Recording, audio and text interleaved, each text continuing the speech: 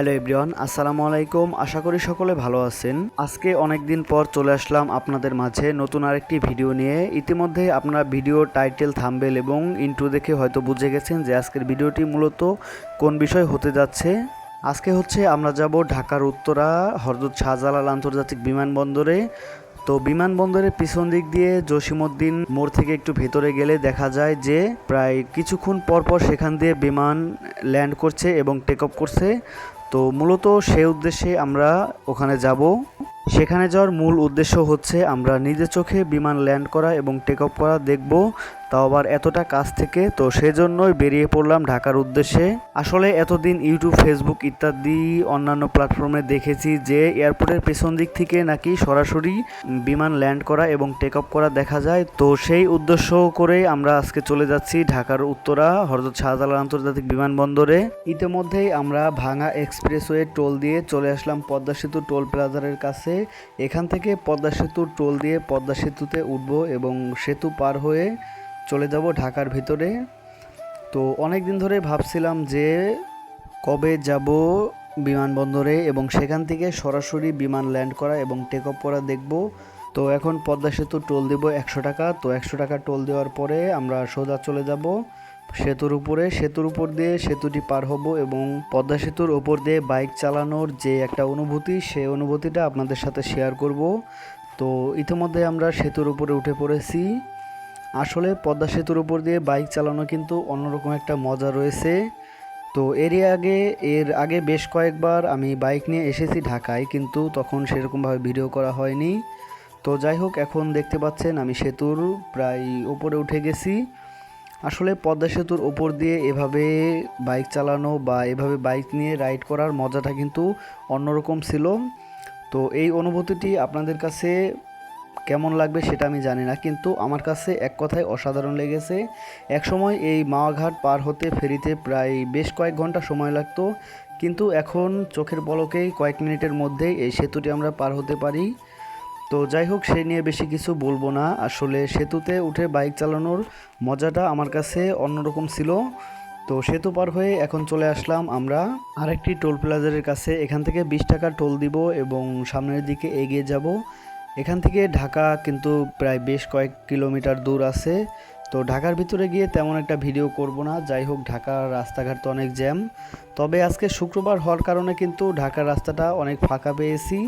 আর আমরা এই জার্নিটা করেছি শুক্রবারে ঠিক জুমার পরে। তো এখন দেখতে পাচ্ছেন রাস্তাঘাট অনেক ফাঁকা রয়েছে। আমরা ইতোমধ্যেই কিন্তু এয়ারপোর্টের বেশ কাছাকাছি চলে এসেছি। তো এখান থেকে মোটামুটি আমাদের 20 মিনিট লাগতে পারে এয়ারপোর্টে পৌঁছাতে। তো যাই হোক, আশেপাশের পরিবেশটাও কিন্তু অনেক সুন্দর এবং আজকের ওয়েদারটাও কিন্তু অনেক ভালো। তো এক কথায় সব কিছু মিলিয়ে আমার কাছে অনেক ভালো লাগছে পরিবেশটা। এখন এখান থেকে ফ্লাইওভারটা পার হলে মোটামুটি বেশ কয়েক কিলোমিটার দূরে, খুব বেশি একটা নয়, সর্বোচ্চ 2 থেকে 3 কিলোমিটার দূরে হবে এয়ারপোর্ট। তো আসলে এই রাস্তাটা যেহেতু আমার চেনা নেই বা এর আগে এখানে আসা হয়নি, তাই এয়ারপোর্টের পিছনে যাওয়ার জন্য আমি কিন্তু গুগল ম্যাপটা ইউজ করেছি। তো গুগল ম্যাপে লোকেশনটা দেখতে পাচ্ছি এবং সামনের দিকে এগিয়ে যাচ্ছি। তো এগিয়ে যাওয়ার পর হঠাৎ দেখতে পেলাম যে হাতের বাম পাশে হযরত শাহজালাল আন্তর্জাতিক বিমানবন্দরের যে সামনের যে স্পেসটা রয়েছে, এটি কিন্তু আমরা দেখতে পাচ্ছি। এখান থেকে মোটামুটি আমাদের 5-7 মিনিট লাগতে পারে এয়ারপোর্টের পিছন দিকে যাওয়ার জন্য। তো যাই হোক, এদিকে দেখতে পাচ্ছি আরেকটি রাস্তা, এটি দিয়ে কোথায় যায় সেটি জানি না। তো আমরা আরেকটু সামনে এগিয়ে যাব, কারণ এটি আমাদের যাওয়ার সেই রাস্তা নয়। আরেকটি কথা, গুগল ম্যাপ কিন্তু সবসময় সঠিক পথ দেখায় না, তাই আমি এখান থেকে একজন আনসার ভাইকে জিজ্ঞাসা করলাম। আসসালামু আলাইকুম ভাইয়া, এই যে এয়ারপোর্টের পিছনে যে জায়গা রোডটা আছে আপনার বিমান ল্যান্ডিং আর টেক অফ করে, ওই জায়গাটা কোথায় দিয়ে যায়? জসিমউদ্দিন মোড় দিয়ে বামে। ঠিক আছে, ধন্যবাদ ভাই। অসংখ্য ধন্যবাদ জানাই আনসার বাহিনীর এই ভাইকে। আসলে এই পথটি আমাদের চেনা নয়, তাই আমি তাকে জিজ্ঞাসা করলাম। আর জিজ্ঞাসা করার পর সে আমাকে সঠিক পথটি দেখালো। তো এখান থেকে আশা করি মোটামুটি 2-3 মিনিট বা এর কম সময় লাগতে পারে আমাদের জসিমউদ্দিন মোড় পর্যন্ত পৌঁছাতে। তো এরই মাঝে আমি কিন্তু রাস্তা ভুল করে এই যে হাতের বামে যে রাস্তাটি দেখতে পাচ্ছেন এখান দিয়ে গাড়িটি ঢুকিয়ে দিলাম। তো এখান দিয়ে একটু সামনে যাওয়ার পর দেখতে পেলাম যে পুলিশ সদস্যর ভাইরা বসে আছে এখানে, আর এখানে তারা আমাদেরকে দেখতে পেয়ে বলল এটা বন্ধ করতেছি, সমস্যা। তো কি আর করবো, ক্যামেরাটি এখানে বন্ধ করে দিলাম। যাই হোক, এটা হয়তো তাদের প্রাইভেসি। তারপর সেখান থেকে গাড়িটি ঘুরিয়ে সামনে কিছু দূর এসে দেখতে পেলাম একটি মোড়, আর এখানে এসে একজন রিক্সা মামাকে জিজ্ঞাসা করলাম, আঙ্কেল এটা তো জসিমউদ্দিন মোড়, এখান থেকে সোজা গেলে আপনার এয়ারপোর্টের পিছন রাস্তায় যায়, সোজা সোজা যাবেন। ঠিক আছে, রিক্সা মামাকে ধন্যবাদ জানিয়ে চলে আসলাম সোজা এয়ারপোর্টের পিছন দিক দিয়ে। তো এই যে হাতের বাম পাশে যে রাস্তাটি দেখতে পাচ্ছেন, তো এটি দিয়ে কিন্তু মূলত এয়ারপোর্টের পিছন দিকে যাওয়া যায়। আর এই যে হাতের বামে যে দেওয়ালটি রয়েছে এটি হচ্ছে এয়ারপোর্টের শেষ সীমানা। ফাইনালি আমরা কিন্তু চলে আসলাম এই জায়গাটিতে। তো এই জায়গাটিতে আসার জন্য কিন্তু আমাদের অনেক কষ্ট করতে হয়েছে। তো অনেকক্ষণ ঘোরাফেরা করেছি এয়ারপোর্টের আশেপাশ দিয়ে, কিন্তু মূলত এই স্থানটি আমরা চিনি না বিধায় আমাদের এখানে আসতে অনেক লেট হয়ে গেছে। তো এই জায়গাটি আসলে কেমন সেটা দেখার জন্য কিন্তু আমরা সেই সুদূর ফরিদপুর থেকে ঢাকায় চলে এসেছি। তো যাই হোক, এখন এখান দিয়ে আরেকটু সামনে এগিয়ে যাব, আর সামনে যত এগিয়ে যাচ্ছি ততই যেন মানুষের ভিড় আরও বেড়েই যাচ্ছে। আসলে আজকে শুক্রবার, আর এই জায়গাটি কিন্তু ঘোরার জন্য মানে ঘোরাফেরা করার জন্য কিন্তু অনেক সুন্দর একটি স্পেস, যেখানে নিচ দিয়ে রয়েছে চটপটি বা ইত্যাদি অন্যান্য খাবারের দোকান, আর হাতের বাম পাশে এয়ারপোর্ট, এবং কিছুক্ষণ পর পর এখানে মাথার উপর দিয়ে প্লেনগুলো উড়ে যায়। তো সেই প্লেনগুলো এতটা কাছ দিয়ে যায় যে সেটা আপনার নিজের চোখে না দেখলে বিশ্বাস করতে পারবেন না।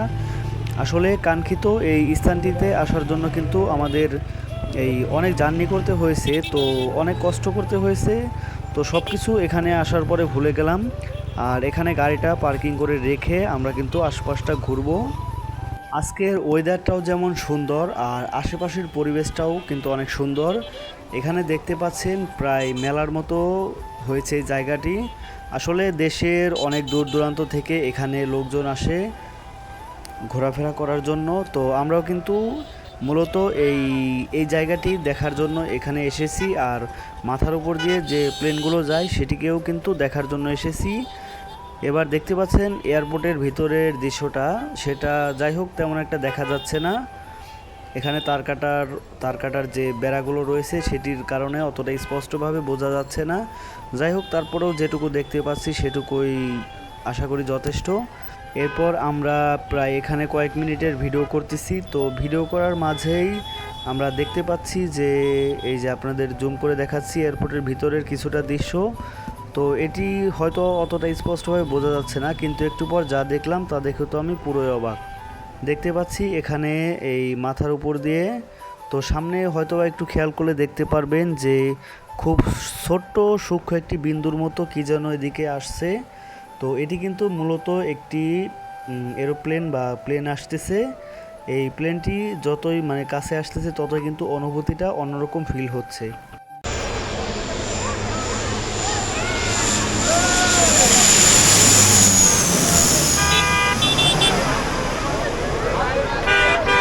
এটি ছোট্ট একটি প্লেন ছিল, তো তারপরেও বিষয়টা কিন্তু অসাধারণ লেগেছে। এরপর দেখতে পাচ্ছি একটু দূরে আরেকটি প্লেন আসতেছে এদিকে। তো এটি দেখেও কিন্তু আমাদের অনেক বেশি ভালো লাগলো, আর এই প্লেনটা কিন্তু বেশ বড়।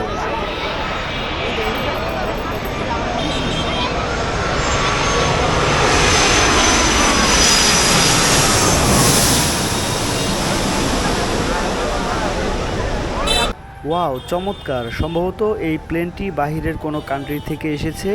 তো দেখতে পাচ্ছি এরপর সামনের দিকে আরও একটি প্লেন আমাদের দিকে আসতেছে।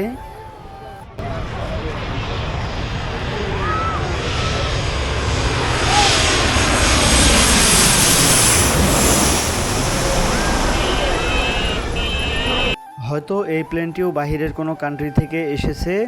যাই হোক, এখানে কিন্তু আমরা আর বেশিক্ষণ দেরি করতে পারবো না, কারণ ইতোমধ্যে এখানে পুলিশ চলে এসেছে আর দ্রুত সবাইকে এই স্থানটি ত্যাগ করার জন্য বলেছে। তাই আমরাও এখানে আর বেশি দেরি না করে সোজা চলে যাব এখান থেকে।